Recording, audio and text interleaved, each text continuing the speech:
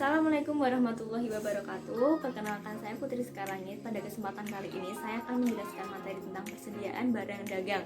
Nah, di video kali ini saya buat untuk memenuhi nilai UTS pada mata kuliah Dasar Akuntansi 2 dan dengan dosen pengampu Bapak Misbakul Areski SEMM. Nah, nggak usah berlama-lama lagi, mari kita menuju ke video. Berikut saya akan menjelaskan materi tentang persediaan barang dagang. Pertama, definisi. Persediaan barang dagang atau merchandise inventory merupakan barang-barang yang dimiliki perusahaan untuk dijual kembali dalam pelaksanaan normal perusahaan. Kemudian ada definisi persediaan menurut PSAK tahun 2002. Yang pertama, tersedia untuk dijual dalam kegiatan usaha biasa. Yang kedua, dalam proses produksi untuk penjualan tersebut. Yang ketiga, dalam bentuk bahan atau perlengkapan untuk digunakan dalam proses produksi. Selanjutnya ada dasar-dasar persediaan. Dibagi menjadi 3. Yang pertama, neraca, laporan laba atau rugi, pendapatan kotor. Di sini saya sudah memberikan ringkasan tentang ketiga dasar-dasar persediaan. Kemudian ada karakteristik persediaan barang dagang. Persediaan barang dagangan dimiliki oleh perusahaan dalam bentuk siap untuk dijual. Kemudian ada pengelompokan persediaan dalam lingkungan pabrikan atau manufakturing. Ada 2 macam. Yang pertama, persediaan pabrikan mungkin bukan merupakan persediaan yang siap dijual. Yang kedua, diklasifikasikan dalam 3 kategori. Kategori yang pertama itu barang jadi siap jual kepada konsumen, seperti gambar di samping. Ini contohnya kursi. Kursi sudah barang jadi untuk siap dijual ke konsumen. Yang kedua, sedang dalam proses produksi. Beberapa tahap produksi seperti gambar di samping sedang melakukan perakitan, perancangan, dan lain sebagainya. Kemudian bahan baku atau mentah merupakan komponen atau bahan yang siap untuk digunakan dalam proses produksi. Seperti gambar di samping, contohnya kayu. Kemudian pengertian barang konsinyasi. Pengertian barang konsinyasi merupakan pemegang atau penjual barang konsinyi, bukan merupakan pemilik barang. Dan berikut karakteristik barang konsinyasi. Pertama, kepemilikannya tetap berada di tangan pemilik barang konsinyor sampai barang tersebut terjual.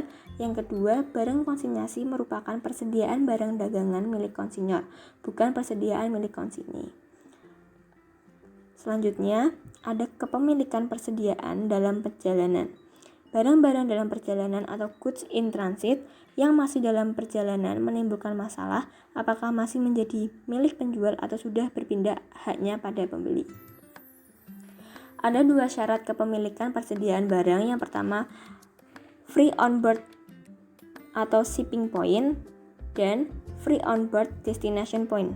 Untuk free on board shipping point merupakan kepemilikan barang menjadi milik pembeli pada saat diserahkan penjual kepada penyelenggara transportasi atau pihak perusahaan pengirim barang yang independen. Destination point merupakan kepemilikan barang yang masih berada di penjual sampai barang tersebut diterima oleh pembeli. Kemudian ada perhitungan harga pokok penjualan.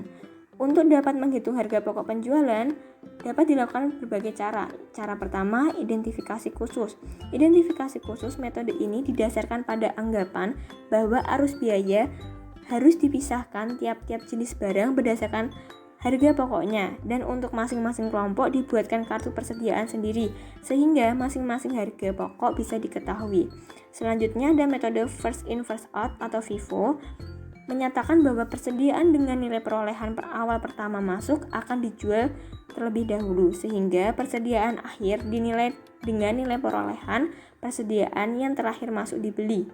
Kemudian ada metode LIFO, last in first out. Metode ini menyatakan bahwa persediaan dengan nilai perolehan terakhir masuk akan dijual atau digunakan terlebih dahulu, sehingga persediaan akhir dinilai dan dilaporkan berdasarkan nilai perolehan persediaan yang awal pertama masuk atau dibeli. Selanjutnya ada metode average atau rata-rata. Dengan menggunakan metode ini, nilai persediaan akhir akan menghasilkan nilai antara nilai persediaan metode FIFO dan nilai persediaan LIFO. Metode ini berdampak pada nilai HPP dan laba kotor. Selanjutnya ada sistem akuntansi persediaan, digunakan untuk mencatat mutasi tiap jenis persediaan yang disimpan di gudang. Sistem ini berkaitan erat dengan sistem penjualan, retur penjualan, pembelian, serta sistem akuntansi produksi. Nah, di sini ada sistem akuntansi persediaan dibagi menjadi dua. Yang pertama, perpetual atau perpetual inventory system, yakni selalu membuat pencatatan setiap terjadinya mutasi persediaan seperti pembelian, penjualan, ataupun retur. Yang kedua, periodik atau periodic inventory system. Pada akhir periode akuntansi dengan menggunakan sistem pencatatan periodik harus melakukan pengecekan fisik terhadap persediaan atau stock opname of inventories dengan cara menghitung berapa jumlah barang di gudang. Sekian video penjelasan dari saya, kurang lebihnya mohon maaf. Wassalamualaikum warahmatullahi wabarakatuh.